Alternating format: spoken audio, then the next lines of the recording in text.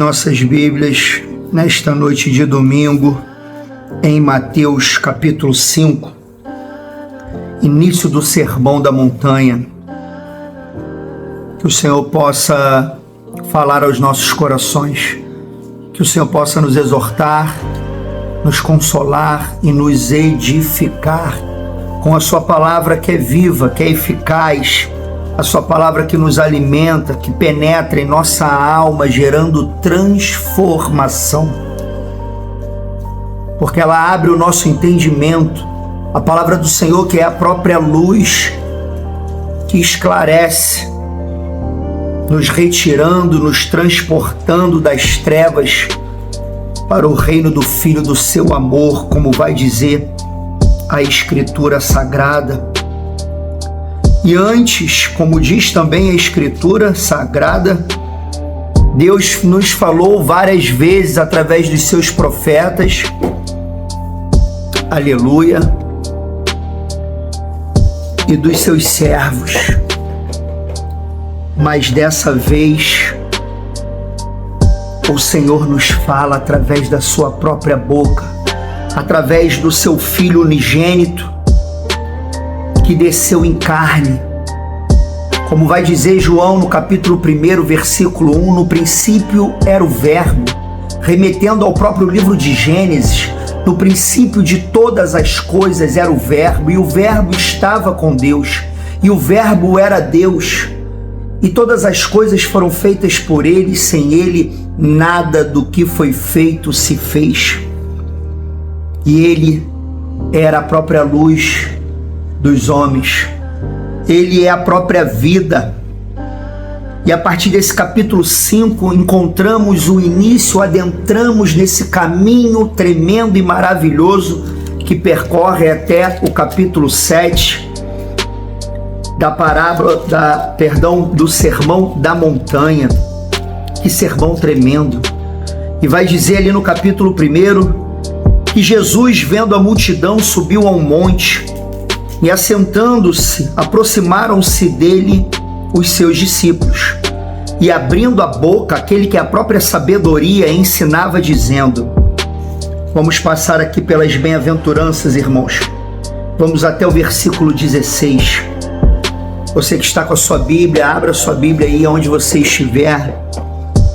Vamos acompanhar com os olhos nas Escrituras para que reforce o adentrar do conhecimento em nossa mente, em nosso coração. E Jesus começa dizendo: bem-aventurados os pobres em espírito, porque deles é o reino dos céus. Bem-aventurados que choram, porque eles serão consolados. Bem-aventurados mansos, porque eles herdarão a terra. Bem-aventurados quem tem fome e sede de justiça, porque eles serão fartos. Bem-aventurados misericordiosos, porque eles alcançarão misericórdia. Bem-aventurados os limpos de coração, porque eles verão a Deus. Bem-aventurados pacificadores, porque eles serão chamados filhos de Deus. Bem-aventurados os que sofrem perseguição por causa da justiça, porque deles é o reino dos céus. Bem-aventurados sois vós quando vos injuriarem, perseguirem e mentindo disserem todo mal contra vós por minha causa. Exultai e alegrai-vos, porque é grande o vosso galardão nos céus, porque assim perseguiram os profetas que foram antes de vós. Vós sois o sal da terra, e se o sal for insípido, com que se há de salgar? Para nada mais presta, senão para se lançar fora e ser pisado pelos homens. Vós sois a luz do mundo. Não se pode esconder uma cidade edificada sobre um monte, nem se acende a candeia e se coloca debaixo do alqueire, mas no velador, e dá luz a todos os que estão na casa. Assim resplandeça a vossa luz diante dos homens, para que vejam as vossas boas obras e glorifiquem a vosso Pai que está nos céus. Glorificamos o nome do Senhor por tamanha sabedoria e revelação em sua palavra. E examinando esse caminho das bem-aventuranças, repetidas vezes, esmiuçando, como assim nos exorta o Senhor, não lendo uma leitura passiva, mas uma leitura ativa, a qual como servos devemos buscar ao nosso Senhor diligentemente, como vai dizer as Escrituras, com todo empenho, com toda dedicação, com um ânimo verdadeiro, um movimento que nos direciona e nos conduz a camadas mais profundas, pois a própria Escritura é comparável a um oceano, infindável em conhecimento, em profundidade. E assim o Senhor, ao percorrer estas bem-aventuranças, podia sentir o Espírito falando comigo: filho, nas bem-aventuranças está o caminho da transformação total. A varoa ali já está até anotando a frase, revelada pelo próprio Deus, porque verdadeiramente é um caminho de transformação, do pobre de espírito até se tornar e ser chamado filhos de Deus, no versículo 9, então as últimas duas bem-aventuranças, sofrer a perseguição por causa da justiça e ser bem-aventurado quando nos perseguirem por causa do nosso Senhor, é um caminho a ser traçado que eu e você necessitamos atravessar. É um mar que devemos percorrer, a qual o Senhor já tem separado as águas deste oceano da vida, para que possamos então galgar este conhecimento, passando nesta terra seco pelo sobrenatural do Senhor, em meio a esta terra de sequidão, a esta terra de depravação, de deturpação do conhecimento de Deus, aonde tudo é fermentado por Satanás, como estudávamos hoje pela manhã, o conceito do que a palavra nos revela sobre o que é idolatria, que vai muito além de se adorar imagens de esculturas, a qual pensamos muito, principalmente os pseudo-evangélicos que se dizem cristãos, mas confessam com a boca e o seu coração está longe. Falam assim dos católicos que estão apenas se alimentando de um outro prato, mas todos servidos pela mão de Satanás, fermentado, enganando o coração e oferecendo um prato a qual o coração bem gosta, um prato enganoso, como vai dizer o próprio Jesus. Enganoso é o coração do homem, mais do que todas as coisas, e extremamente corrompido. Quem o conhecerá, filho meu? Portanto, sobre todas as coisas que se deve guardar, guarda o teu coração do fermento que tenta alterar e deturpar o que a palavra nos revela. Estamos aqui em poucos e breves versículos, mas as bem-aventuranças aqui reveladas são não implícitas, mas estão totalmente, 110% explícitas em toda a Escritura. E como a mesma vai dizer, quem tem ouvidos, ouça o que o Espírito diz às igrejas. Mas as idolatrias do coração do homem, como em Ezequiel 14, vai dizer que o povo levantava ídolos em seus corações. Eles servem de barreira para que não venhamos então enxergar, tampando a visão do horizonte, para que o homem não possa ver além da barreira que está diante dos seus olhos, e com seu coração ele se apega a essa barreira, ele se apega a esse ídolo, porque se ele enxergar esta pérola de grande valor, necessariamente ele precisa ir e vender tudo para adquirir a pérola de grande valor. Como na parábola de Mateus 13, Se você não conhece, visita depois versículos 44, 45. Este homem que vê a pérola de grande valor, ele precisa extirpar todos os ídolos do seu coração. Não é à toa que o Senhor vai dizer em seu evangelho, irmãos: aquele que quiser vir após mim, primeiro, tome a sua cruz, mortificação. Segundo, negue-se a si mesmo, renúncia. Então, siga-me. Há um caminho de renúncia e mortificação. Há um caminho de transformação desde o estado aonde o homem é convencido, como diz Jesus, que enviaria o Espírito para nos convencer do pecado, da justiça e do juízo. Portanto, ele se torna e se faz e se percebe como pobre de espírito até que ele seja transformado em filho. Uma das grandes alterações do que a palavra nos fala é a compreensão do homem carnal, que todos são filhos de Deus. Mas sabemos que a Escritura vai dizer que todos aqueles que são guiados pelo Espírito de Deus, esses sim são filhos de Deus. Jesus, o Verbo, a luz do mundo, veio para os seus, mas os seus não os receberam. Mas todos os quantos o receberam, deu-lhes o poder de serem feitos filhos. Há uma transformação, há uma feitura, há um novo gerar que é necessário que eu e você vivamos, irmãos. E esse gerar, para que sejamos feitos filhos, verdadeiramente, ele começa no primeiro degrau da bem-aventurança. Aleluia! O degrau que nos traz e nos eleva a uma consciência da nossa incapacidade quanto à autojustiça, quanto à autojustificação.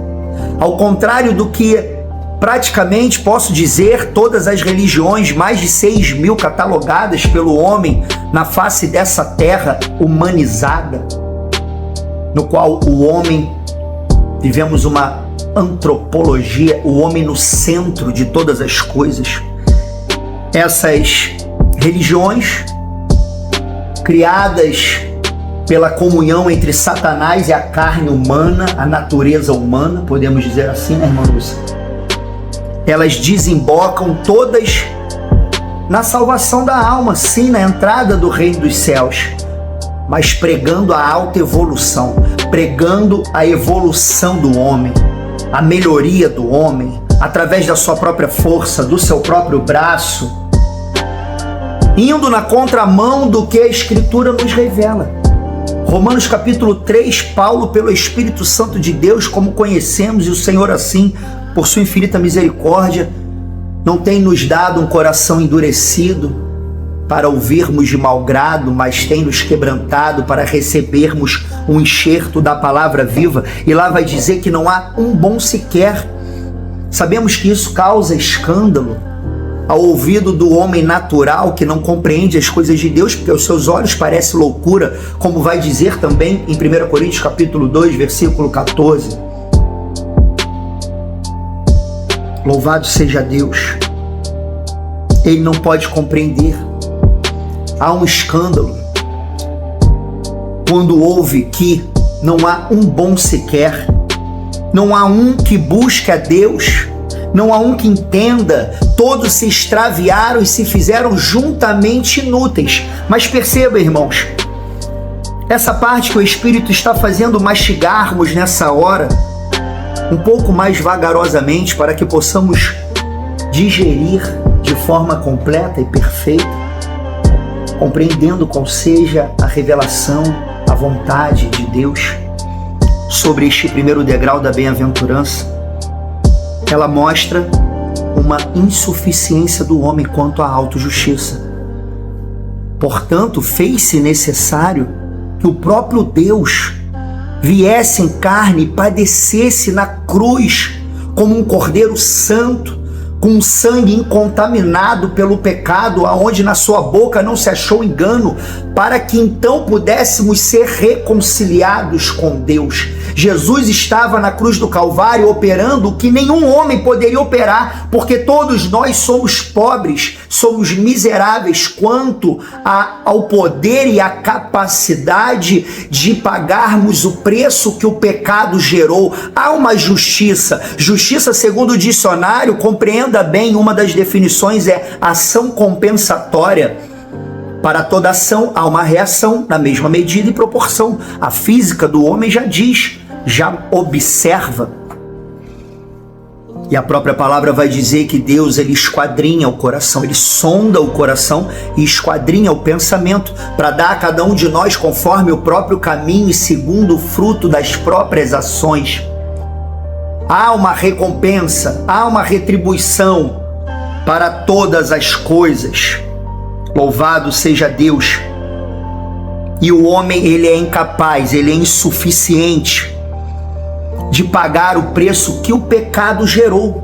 Na balança da justiça da vida, ainda que todos os homens entregassem o seu corpo em sacrifício, e todos os anjos, e todos os animais, como eram sacrificados no passado, não seriam suficientes, não teriam poder em si mesmo de remir o tamanho preço que o pecado gerou. Inclusive, nessa hora, o Espírito nos traz mais consciência da gravidade do pecado.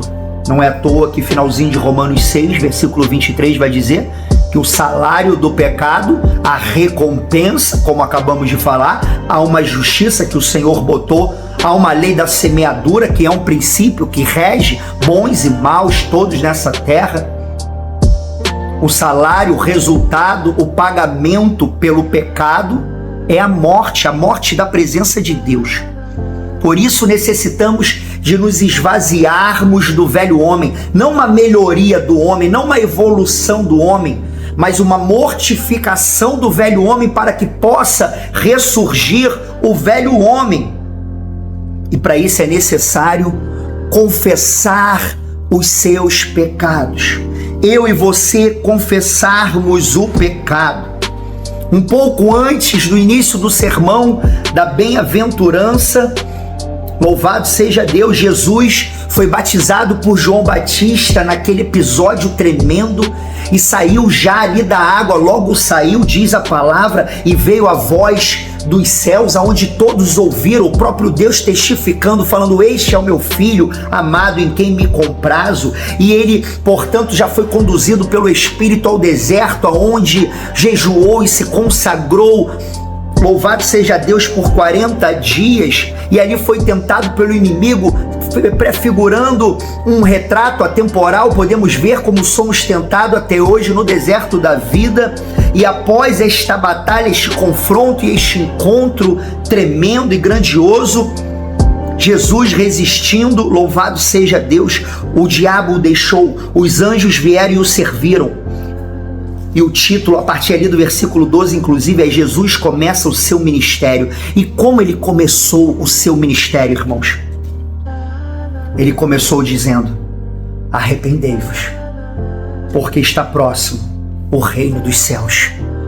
Percebam que não é uma democracia, como eu falei com as irmãs aqui pela manhã, é um reino, irmãos.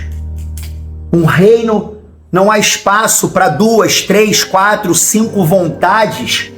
Não é uma democracia, seja feita a tua vontade. E não tem como servirmos duas vontades.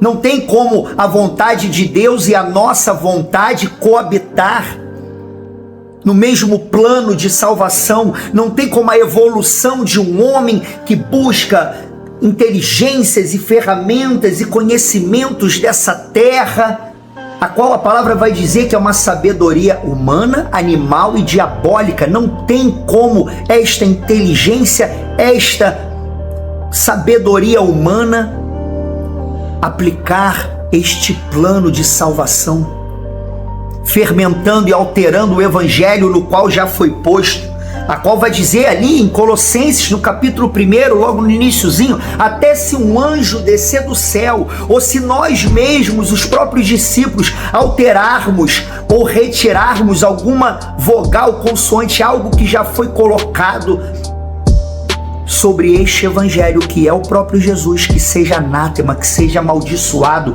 E assim, irmãos, o homem se faz amaldiçoado quando ele se vê como uma boa pessoa. E vemos, irmãos, perceba, você que está ouvindo nessa hora, questione-se diante da afirmação dessa palavra. Não sou eu que digo, é a Escritura Sagrada. Não há um bom sequer, todos pecaram, todos estão destituídos da glória. A palavra ainda vai dizer ali em Romanos 3 que Deus encerrou, quer dizer, ele colocou debaixo da desobediência, do pecado, todos os homens, para com todos usar de misericórdia. Louvado seja Deus. Quem tem ouvidos para ouvir, ouça. Mas como Satanás engedra, busca artifícios, trabalha arduamente dia e noite para ocultar esta verdade do homem, o mantendo numa posição aos seus próprios olhos de boa. Porque o homem, ele é bom aos seus próprios olhos. Afinal de contas, quantos são um cidadão exemplar? Nunca traíram a esposa, são excelentes profissionais, homens gabaritados, currículos impecáveis em diversas áreas, mas nenhum currículo terreno pode te conduzir, saiba disso, a uma autojustiça diante do tribunal de Cristo. Nenhuma ação humana, mas eu entreguei muitas quentinhas, mas eu estive no culto ali, que também não é ser frequentador de culto, todo domingo, e eu ia, e eu fazia, e Jesus vai dizer no finalzinho do Sermão da Montanha, a qual estamos aqui no início, mas no finalzinho, o Senhor vai dizer que se conhece a árvore pelo fruto. É pelo fruto que se conhece a árvore. E ele vai dizer: nem todo o que me diz Senhor, Senhor entrará no reino dos céus, mas aquele que faz a vontade de meu Pai que está nos céus. Muitos me dirão naquele dia: Senhor, Senhor, não profetizamos no teu nome, em teu nome não expulsamos demônios, em teu nome não fizemos muitas maravilhas? E então lhes direi abertamente: nunca vos conheci, apartai-vos de mim, vós que praticais a iniquidade. E o Senhor encerra esse sermão falando: todo aquele que escuta as minhas palavras e pratica é comparado ao homem prudente que edificou a sua casa sobre a rocha. E o que ouve e não pratica é comparado ao homem insensato, ao louco, porque verdadeiramente é louco o homem que ouve esta escritura sagrada e vira as costas e faz uma dura cerviz. Ele não inclina a sua cerviz, a sua cervical, a sua cabeça ao que está revelado, mas ele mantém uma face dura diante da sua própria crença. Ele se agarra e se mantém, se agarra às suas próprias convicções e se mantém na posição de incrédulo quanto a este laudo de sermos totalmente pobres em espírito. Mas quando vem esse reconhecimento, como a irmã agora que estava trazendo em 2 Coríntios 12, Paulo se gloriando nas suas fraquezas, porque quando estou fraco, então sou forte, reconhecendo que é nada diante do Senhor, porque todas as coisas são dele, por ele e para ele. Há uma necessidade de humilhação, de nos esvaziarmos de nós mesmos, das nossas convicções, das nossas conjecturas, e entrarmos descendo, na verdade, como vai dizer Jeremias 18, na casa do olheiro, para que então o Senhor, que é o olheiro, possa pegar o vaso que somos nós e não remendar nem consertar, mas quebrar por inteiro e fazer um vaso novo, um vaso para a honra. Seja um vaso para a honra, reconhecendo que o teu Deus é a fonte da tua força, Ele é a fonte da tua capacidade. Vai dizer em João que o homem nada tem se do céu não lhe for dado. Vai dizer em Jeremias 17 que é maldito é o homem que confia em outro homem, que faz da sua carne o seu braço. que confia na sua própria força. Ai daqueles que descem ao Egito, diz a palavra, para se revestindo de uma cobertura que não é do Senhor, que não é do Espírito, mas que é do Egito, simbolizando o próprio mundo. Por isso, bem-aventurados pobres de espírito, porque quando entramos nessa posição, irmãos, de reconhecermos e confessarmos e começarmos então a adentrar e galgar o caminho estreito chamado Jesus, produzindo frutos dignos de arrependimento. Arrependimento é conversão verdadeira, é uma guinada de 180 graus, virando as costas para o mundo, virando as costas para a tua vontade, virando as costas para as tuas tradições e vãs filosofias que tu acumulou desde a infância, ouvindo de pai, de mãe, de professores, de experiências, de amigos, de vídeos, de situações, e ver que, sim, muito provavelmente tudo que você carregou até o dia de hoje pode estar errado, e se vai contra a Escritura, sim, está enganado e trazendo engano e maldição sobre a tua vida.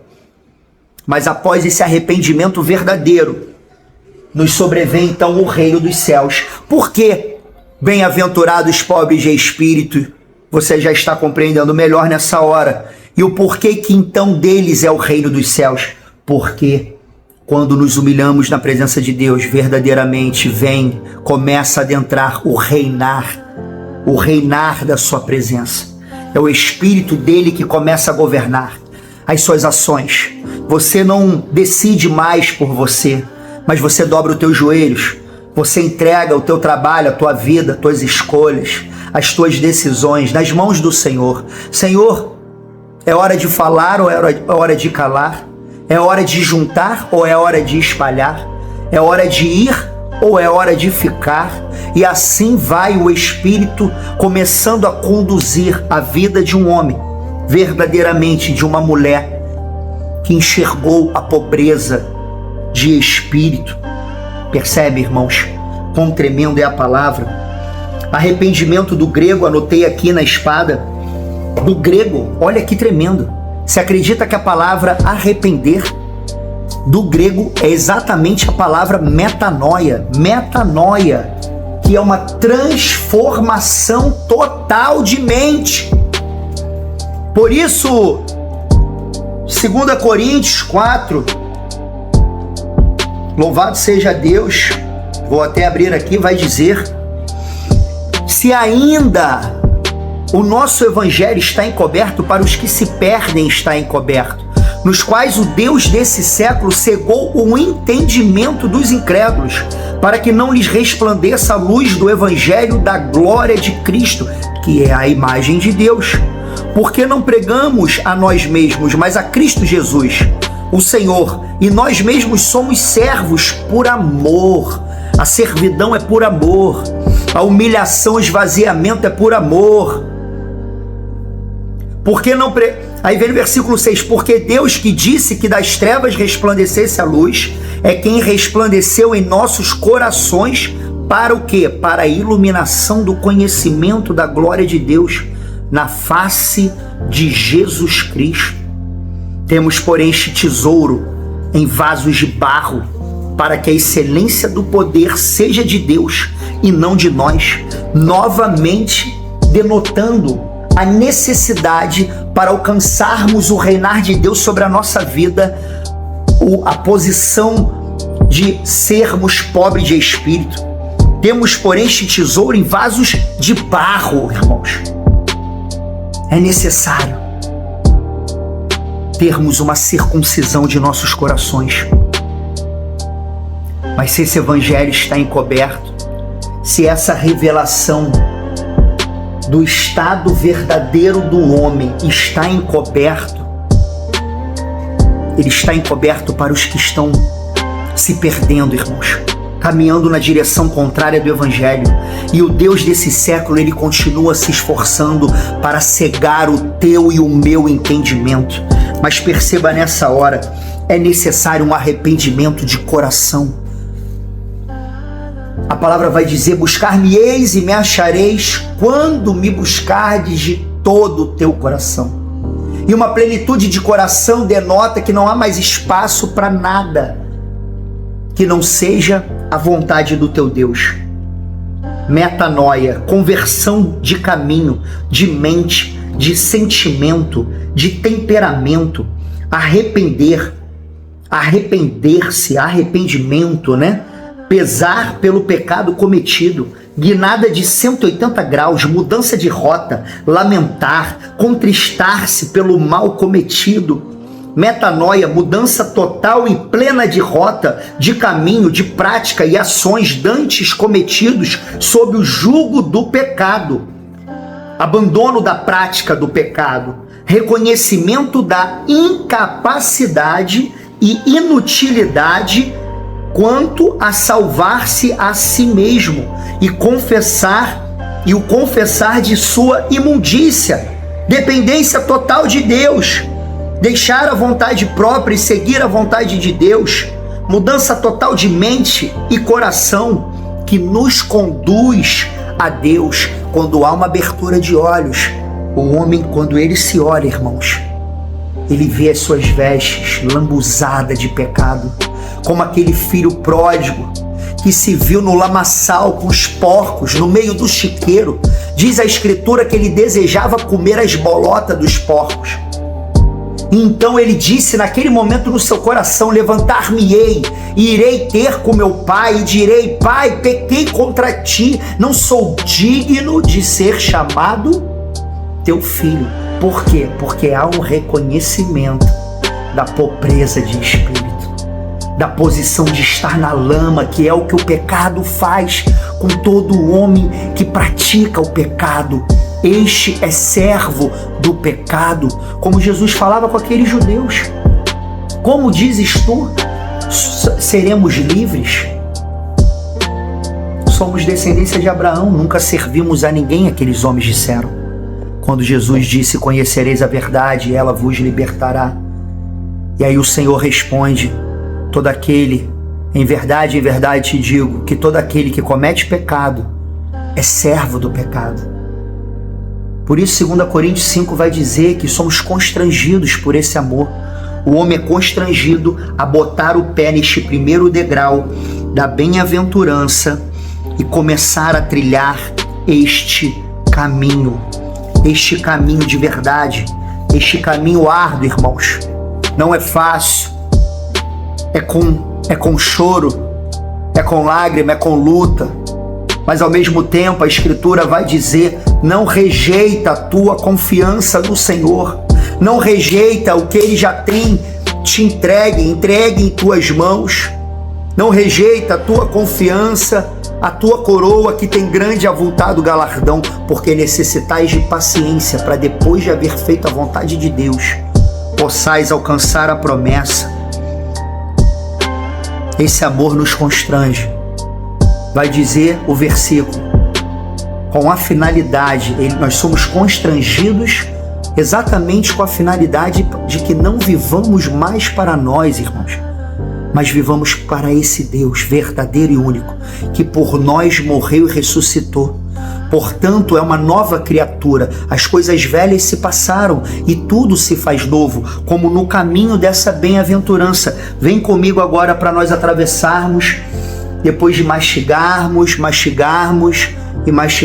um pouquinho deste primeiro degrau do reconhecimento da nossa incapacidade quanto à autojustiça, quanto à autosalvação, para que possamos adentrar no caminho chamado Jesus e o Senhor então verdadeiramente assim começar a reinar na vida do homem, o transformando num verdadeiro cristão. Nós seguimos para o segundo degrau. No versículo 4: bem-aventurado os que choram, porque eles serão consolados. Perceba comigo aqui, irmãos, neste momento, que assim que um homem enxerga a sua pobreza, que ele enxerga aquela lama, a imundícia, as vestes todas sujas, salpicada pelo pecado, qual é a primeira consequência? É chorar. é chorar de tristeza, como foi lido aqui na revelação, na denotação, no destrinchar da palavra arrepender. Ela contrista, é o contristar-se pelo mal cometido, é o lamentar, é o pesar pelo pecado outrora cometido. Agora enxergando que esse pecado ele afeta diretamente ao Senhor, como vai dizer ali no livro de Hebreus.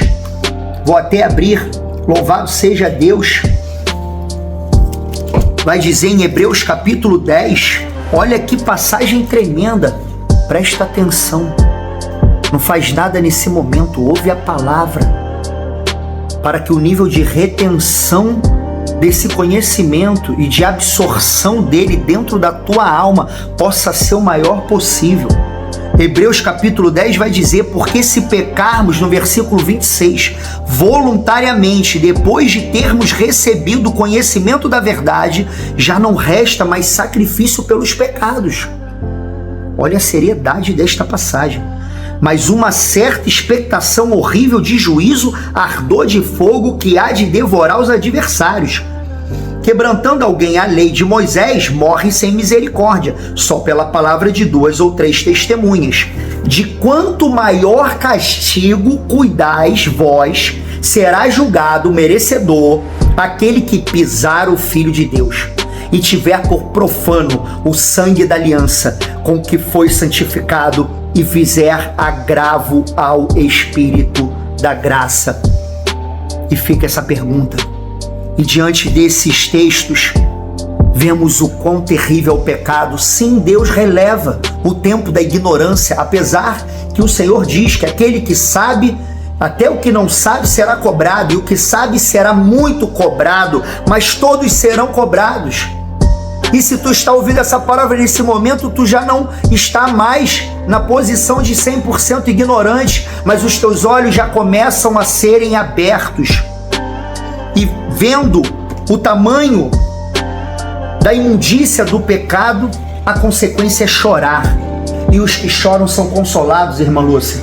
Os que choram recebem verdadeiramente o Espírito Santo de Deus, porque o consolo, ele vem não de homem, não de um psicólogo, de um psiquiatra ou de uma mesa de bar cheia de amigos entre aspas. O consolo não está na cocaína, ele não está na bebida, ele não está nos aplausos, ele não está no sexo, ele não está no orgasmo. O consolo verdadeiro da alma, a qual todo o homem, eu e você, sentimos esta dor interna, ela só pode ser saciada, esta sede, esta fome espiritual, pelo consolo do Espírito Santo de Deus, quando adentramos esse primeiro degrau do reconhecimento da posição do homem debaixo da ira de Deus e damos esse primeiro passo para sairmos da ira de Deus e adentrarmos a sombra do Onipotente, para então começarmos a descansar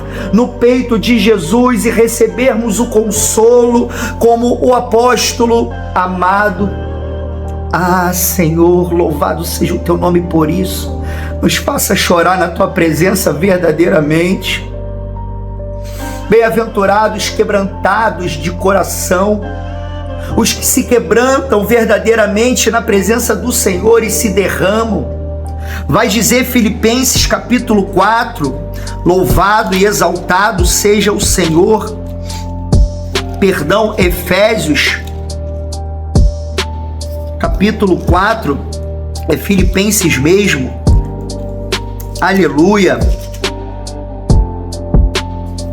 versículo 6, não estejais inquietos por coisa alguma, irmãos, antes as vossas petições sejam tudo conhecidas diante de Deus pela oração e súplica com ação de graças. Bem-aventurados que se derramam com orações, com súplicas, com clamores.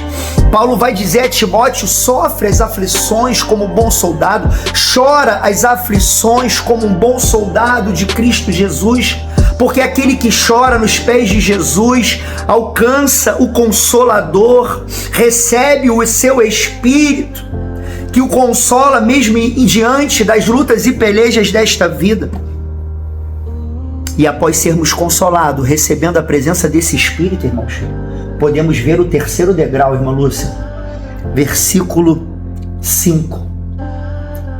Deixe adentrar deste sermão da montanha tremendo e maravilhoso, oceano de revelação. Porque bem-aventurados são os mansos, porque eles herdarão a terra. Porque os que recebem o Espírito, irmãos, porque começa então a frutificar. Um homem que no primeiro degrau entrou pelo fruto do arrependimento, produzido pelo contristar, uma vez gerado ao enxergar a sua posição imunda, acorrentada, necessitando sim de um Salvador, no qual é o único, suficiente e poderoso Senhor Jesus, o Verbo encarnado. Louvado seja Deus, ele chora, e ele chora e chora e se quebranta, recebe o Espírito, então ele começa a produzir fruto.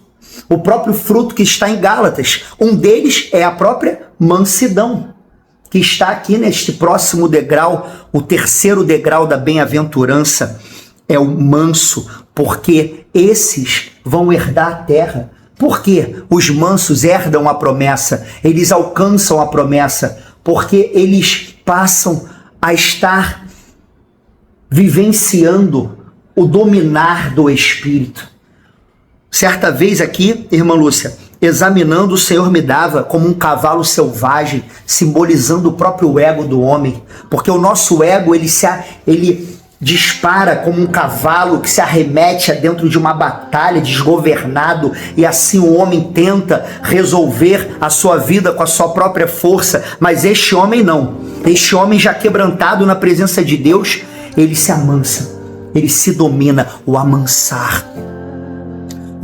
do ego, o amansar dos barulhos internos, o amansar das inquietações. Oh, aleluia! Louvado seja Deus, que esta palavra, que não é minha, mas que é do próprio Deus, porque tudo há de passar, mas as palavras do Senhor não hão de passar, como o próprio Jesus diz, que ela possa penetrar agora pelos teus ouvidos, descer ao terreno do teu coração e produzir mansidão. Que o Senhor amanse nesse momento a tua ansiedade, que Ele amanse a tua ferida de alma, que Ele amanse as tuas lágrimas, a tua preocupação deste mundo, as tuas inquietações, as tuas aflições, o teu desespero. Como Ele vai dizer mais à frente também, neste sermão maravilhoso e tremendo. Louvado seja Deus. Aqui no capítulo 6, por isso vos digo, não andeis ansiosos quanto à vossa vida, pelo que haveis de comer ou pelo que haveis de beber, nem quanto ao vosso corpo, pelo que haveis de vestir. Não é a vida mais que o mantimento, e o corpo mais do que o vestuário? E esse homem amansado, ele olha para as aves do céu, que não semeiam, nem cegam, nem ajuntam em celeiros, e ele vê que verdadeiramente o Senhor alimenta. Ele olha, louvado seja Deus, para os lírios do campo, como eles crescem, não trabalham nem fiam. E como Jesus disse, nem mesmo Salomão em toda a sua glória se vestiu como qualquer um deles. E ele entende o que o Senhor disse quando falou: se Deus assim veste a erva do campo que hoje existe e amanhã lançada no forno, não vos vestirá muito mais a vós, homens de pequena fé? Ele entende, como diz no versículo 27 aqui do capítulo 6, e qual de vós poderá com todos os seus cuidados acrescentar um covo da sua estatura? Ele entende a sua insuficiência, ele entende o consolo de quem está agora no controle, quem está agora reinando sobre o seu caminho, então amansa. Irmãos, que possa não ficar somente em palavras, mas que possamos vivenciar verdadeiramente esse amansar. E quando sairmos aqui deste culto, não voltarmos às inquietações, como eu até estava agora à tarde, inquieto com diversas coisas que criamos em nossa mente, do que temos que fazer, responder e produzir, e será que vai ser feito? Será que eu vou conseguir? Será que eu vou chegar lá?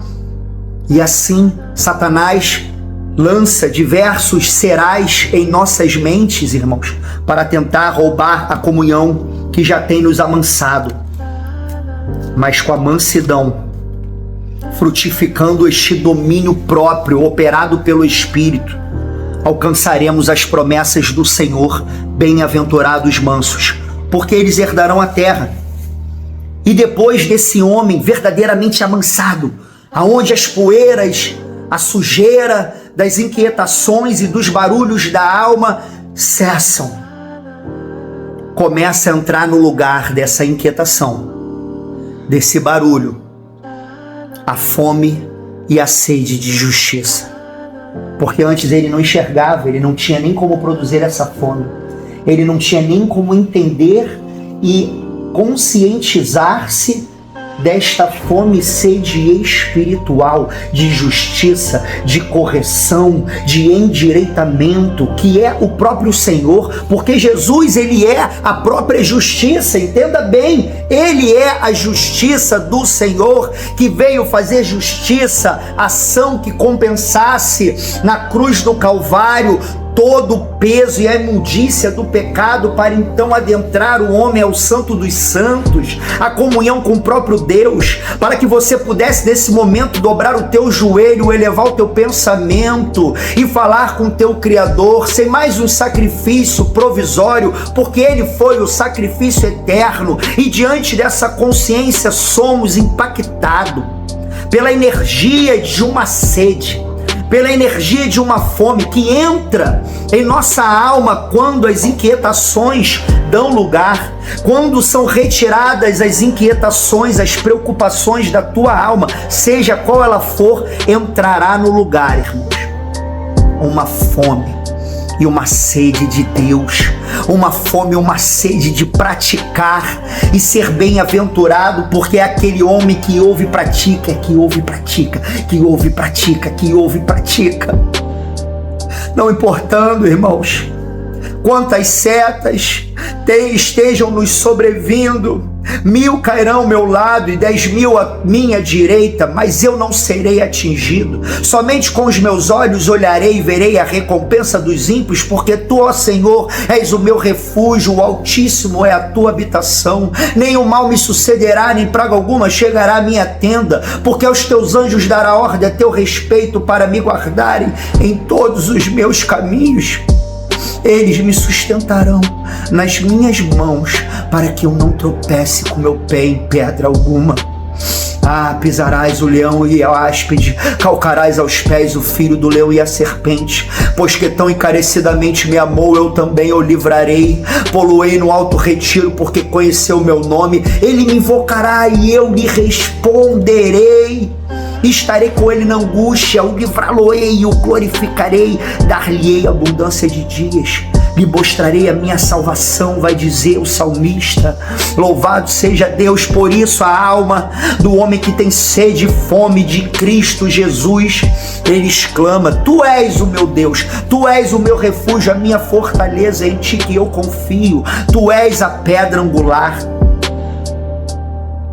Que muitos rejeitam, mas eu tenho fome e sede da tua justiça. Corrige-me, Senhor, quebranta-me, olheiro perfeito, para que possamos ser achados, como fala em 1 Tessalonicenses, irrepreensíveis no corpo, na alma e no espírito. Oh, palavra maravilhosa! Louvado seja Deus. E este homem já formado e ainda vivenciando uma formação espiritual, cheio de sede, de fome de aprender mais e mais, ele passa a produzir outro fruto, a misericórdia. E ele entra no outro degrau, irmãos. Ele sobe o degrau da bem-aventurança, se fazendo misericordioso. E diz aqui o Senhor, nos revelando esta profundidade que estes alcançarão misericórdia. Ele chega numa circuncisão de coração, a qual ele anda em espírito e não cumpre os desejos da carne.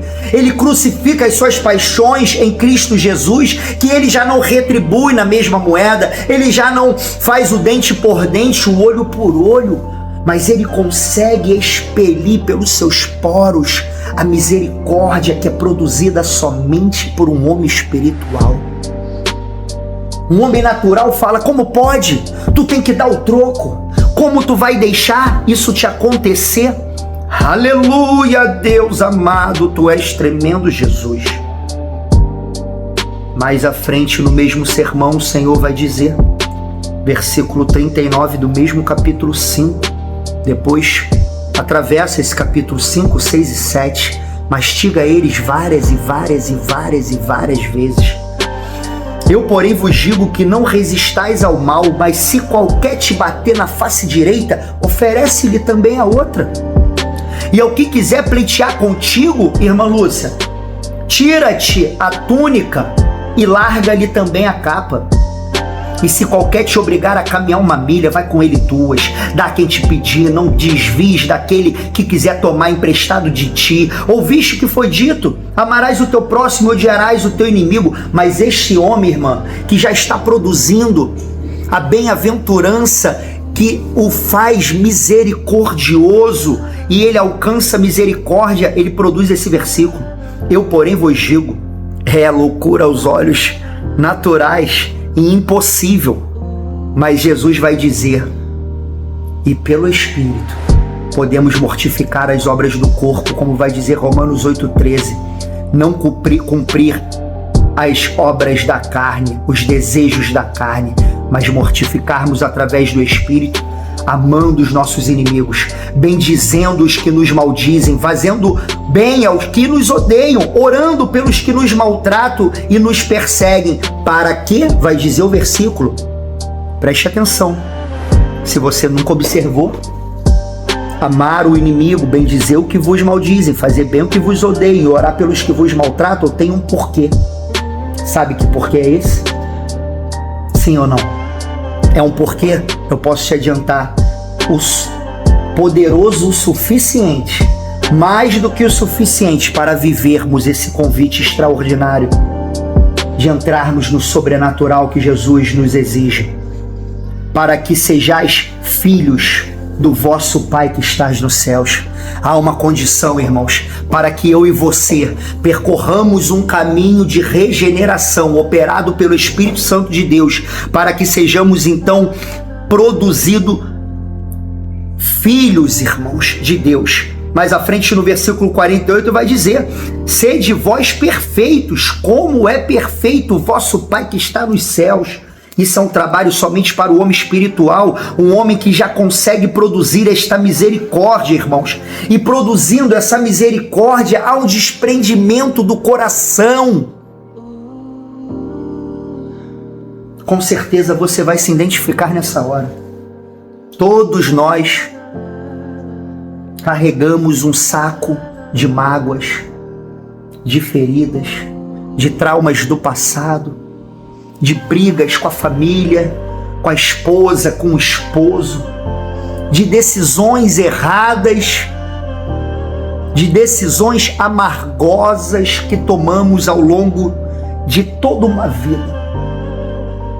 Mas esse homem que subiu o primeiro degrau da pobreza de espírito, do reconhecimento pleno do seu estado necessário, necessitando de um Salvador, e chorou aos pés do Senhor e foi consolado pelo Espírito de Deus e se amansou, dominando-se a si mesmo e produzindo retidão através do poder e operação do Espírito, alcançando promessas do Senhor, e passou a ter fome e sede de justiça e ser farto, porque o Senhor vai assim revelando e abrindo cada vez mais os olhos. Ele começou a alcançar a produção da misericórdia, e essa misericórdia, ela limpa o teu coração, próximo degrau da bem-aventurança. Perceba que há um escalonamento, há uma sequência de degraus, irmãos. Por isso o Senhor falava comigo: é o caminho da transformação total. Eu agradeço você que está comigo nesse tempo aqui até agora. Não deixe o tempo mais alongado impedir com que você receba a percepção desta preciosidade por completo. Versículo 8, o degrau da bem-aventurança vai dizer: os limpos de coração, bem-aventurados os limpos de coração, porque eles verão a Deus.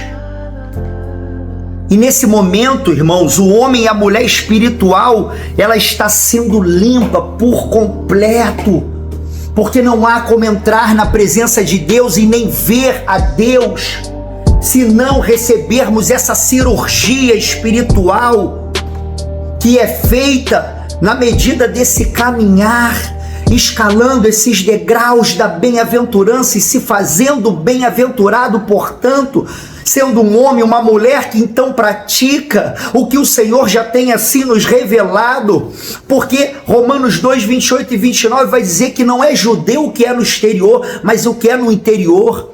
Não é circuncisão a que é na carne, mas a que é no coração. E Jesus com Nicodemos no capítulo 3, ele vai dizer: em verdade te digo que aquele que não nascer de novo não pode ver o reino de Deus.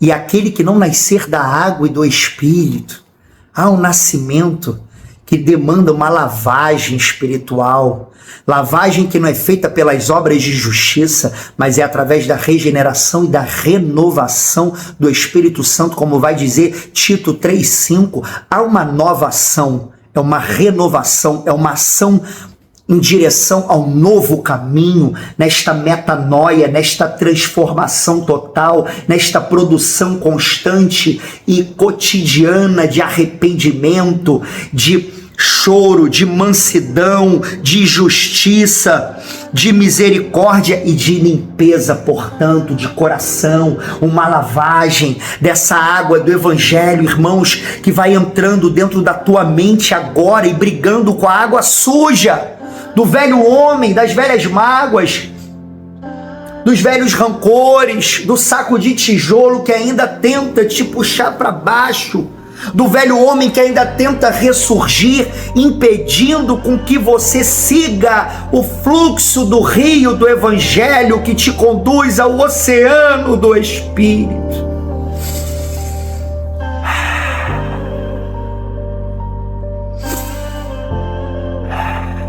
Oh, aleluia! Ah, irmãos, podemos ser renovados nesta hora por esta palavra. Ela verdadeiramente é a verdade, e como verdade é viva e gera transformação. E os limpos de coração, indo aqui para o final, quando recebemos essa limpeza, podemos então ver o Senhor. Diferente de quando Jesus, que citava o próprio profeta Isaías, este povo ouve de mau grado, tendo olhos para ver, vê, mas não entende, e tendo ouvidos para ouvir, ouve, mas não compreende, porque endureceram o seu coração para que não compreendam com o coração, ouviram de mau grado para que eu não os liberte e os cure, e sejam limpos e sejam tornados filhos. Perceba o caminho, irmãos, desde o pobre de espírito até o pacificador. Bem-aventurados pacificadores, porque eles serão chamados filhos de Deus. E pacificadores também é uma pessoa que se desvia da confusão, que se desvia de um confronto desnecessário, que se desvia de uma energia alvoroçada, mas não é a profundidade do que está aqui.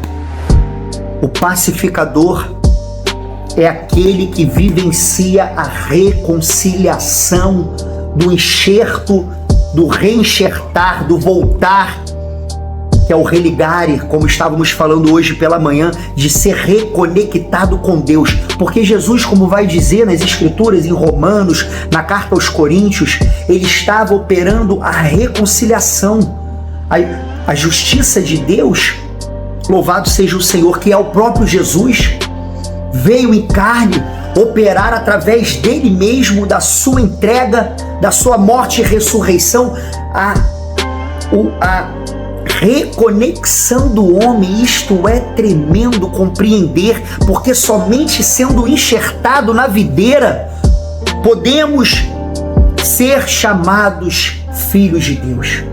Todos são criaturas de Deus, irmãos, entenda bem, mas para sermos formados filho, é necessário atravessar esse caminho de transformação total e vivenciar essa paz que excede todo entendimento. Não paz que é ausência de guerra ou de conflito ou de problemas, mas a paz que é o próprio Cristo. Ele é a paz porque ele opera a reconciliação, ele enxerta o homem novamente na videira, ele reconecta o homem em Cristo, nele mesmo, para que então possamos dar fruto, porque assim como o ramo, se não estiver na videira, não pode dar fruto de si mesmo, assim somos nós, se não estivermos em Cristo. Ele diz em sua palavra, só que veja bem, prepare-se, porque o Senhor, ele encerra com 2 bem-aventuranças que você precisa estar disposto a sofrer as consequências. Aleluia. Ele vai dizer no versículo 10, para aqueles que atravessaram da pobreza de espírito até se tornarem filhos, ele vai dizer, bem-aventurados que sofrem perseguição por causa da justiça, porque deles é o reino dos céus. Bem-aventurados sois vós, quando vos injuriarem e perseguirem e mentindo disserem todo mal contra vós por minha causa. E ele ainda nos convida a exultar e alegrar-nos. No versículo 12, é uma visão espiritual. Aos olhos do homem é loucura. Muitas das vezes já vi rostos se escandalizando quando dão a primeira vez de encontro nesta palavra. Como assim Jesus me convidando a sofrer? Parece algo contraditório e encontramos mais um paradoxo, irmãos, que o Senhor nos revela a todo momento. Aquele que quiser ganhar a sua vida, irmã Kátia, perdê-la-á. Aquele que ama a sua vida vai perder, mas aquele que odeia a sua vida, aquele que aborrece, aquele que renuncia, aquele que paga o preço, aquele que atravessa o caminho da bem-aventurança, da pobreza de espírito, adentra até ser tornado filho de Deus, esse a salvará. Ainda que sofra perseguição, e vamos sofrer, porque a árvore que não dá fruto não ganha pedrada, irmã Lúcia. E é algo que virá por consequência, porque a luz luta contra as trevas e as trevas lutam contra a luz, a carne luta contra o espírito luta contra a carne. E o Senhor, se tu nunca ouviu, ele vai dizer no seu evangelho maravilhoso que ele não veio trazer paz. Parece contraditório, mas ele não veio trazer essa calmaria que você espera, um momento que não tenha mais problema, que eu possa estar na rede com as pernas cruzadas, tomando uma água de coco e não tenha mais conta atrasada. Não existe isso. A paz é a reconciliação com Deus que Jesus operou na cruz do Calvário e nos convida através da mortificação e da renúncia para então começarmos a batalha. Como ele mesmo foi tentado no deserto, primeiro foi batizado ali nas águas, já simbolizando essa lavagem. Olha como é que está tudo conectado. Ele recebeu primeiro a lavagem, mesmo que ainda não precisasse, como o próprio João Batista disse, mas para que se cumprisse a escritura, assim foi feito naquele momento. Então ele foi conduzido ao deserto. Estamos sendo conduzidos ao deserto, irmã Lúcia, e é necessário não olharmos para trás como a mulher de Ló, mas levantarmos as pernas e subirmos esses degraus, não importando o tempo que demore, porque para onde iremos?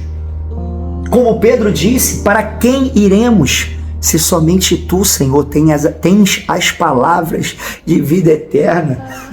Isso é tremendo demais. Mas muitos no caminho virarão as costas por conta da batalha, por conta da perseguição. Mas o Senhor já tem formado na tua e na minha vida um coração espiritual para, no meio da batalha, exultar e alegrar. Exultai e alegrai-vos. Por quê? Porque é grande o vosso galardão nos céus, porque assim perseguiram os profetas que foram antes de vós. Por isso Paulo, minha mãe, vai dizer em Filipenses 3, ele dá um currículo, ele ali narra o que para ele era o que ele tinha de mais precioso.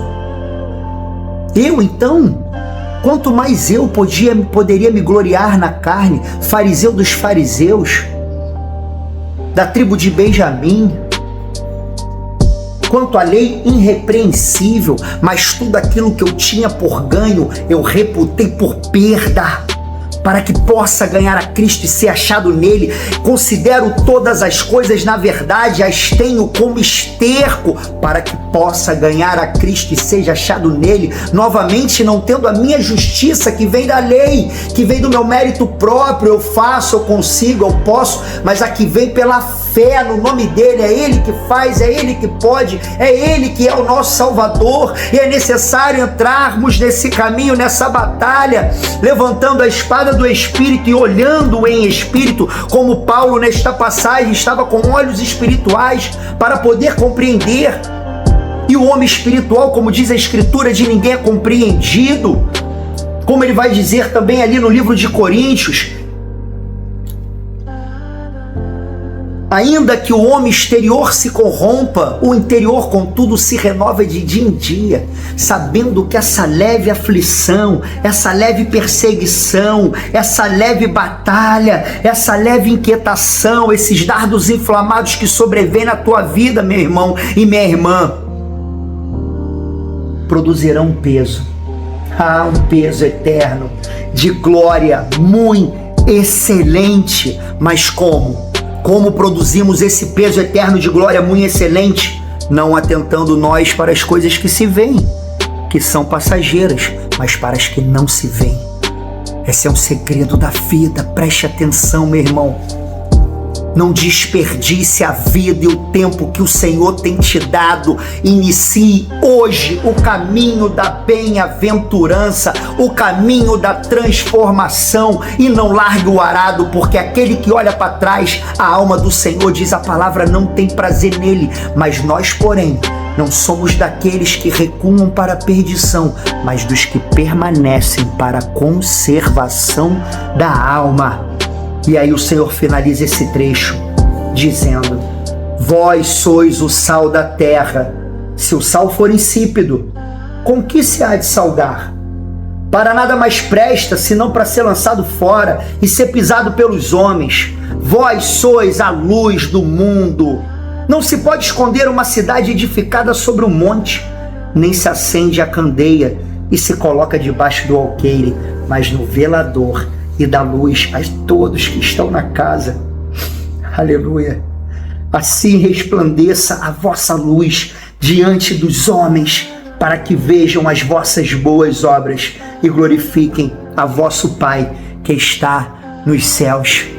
Irmãos, vamos combater o bom combate, vamos guardar a nossa fé e vamos perseverar até o fim, para recebermos essa coroa, a qual o justo juiz entregará a todos aqueles que amarem a sua vinda. Amém. Que esta palavra possa ter alimentado a tua alma, limpado o teu jugo e aberto os teus olhos para ainda uma grande caminhada. Louvado, exaltado seja o Senhor. Eu agradeço essa rica oportunidade, em nome de Jesus. Louvado seja Deus.